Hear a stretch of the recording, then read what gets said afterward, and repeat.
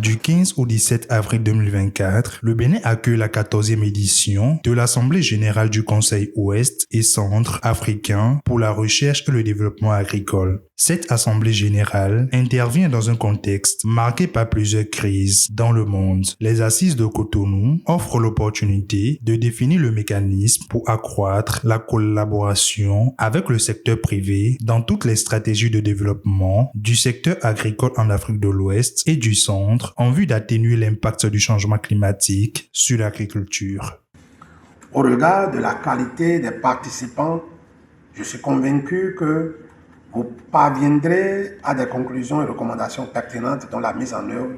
contribuerait à améliorer, premièrement, les actions d'atténuation des impacts des crises sanitaires et sécuritaires ainsi que du changement climatique. Deuxièmement, l'implication du secteur privé de l'Afrique de l'Ouest et du Centre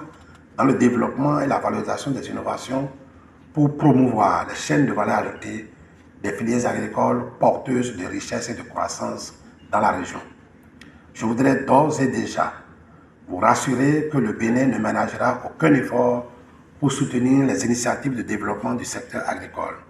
Créé en 1987, le CORAF est la manifestation d'une volonté des principaux acteurs de la recherche agronomique en Afrique francophone afin de mutualiser les efforts face aux enjeux du secteur après l'indépendance. Sur le plan régional, le CORAF joue le rôle de coordination des systèmes nationaux de recherche agricole pour aussi bien la mutualisation des ressources, j'entends ressources humaines, ressources matérielles, infrastructurelles, les finances, que pour la mobilisation de ces finances à travers les programmes régionaux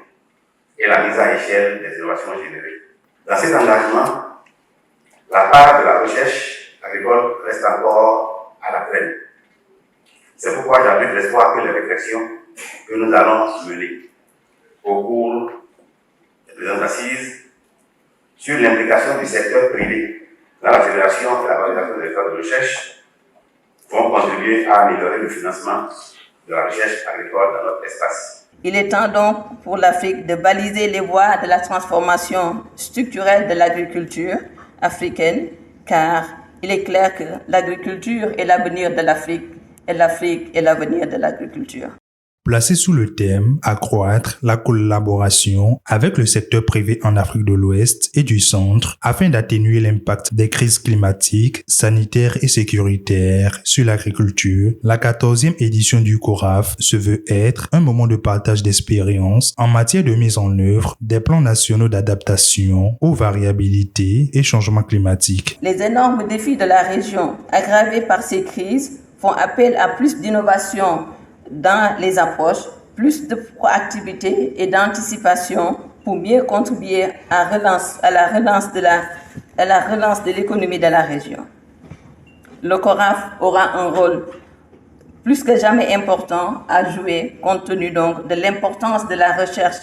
et du développement agricole dans ce vaste chantier. Au niveau de la CEAC, tous les moyens sont utiles pour soutenir les États membres dans cette dynamique de collaboration au fin d'une rigoureuse et mise en œuvre des programmes et projets traduisant la volonté et l'engagement des pays. J'exprime ma profonde gratitude au gouvernement du Bénin pour la tenue de ces travaux, particulièrement au ministre de l'Agriculture, mais aussi le ministre du Comité scientifique de l'Afrique de l'Ouest et centre du CORAF pour les efforts consentis.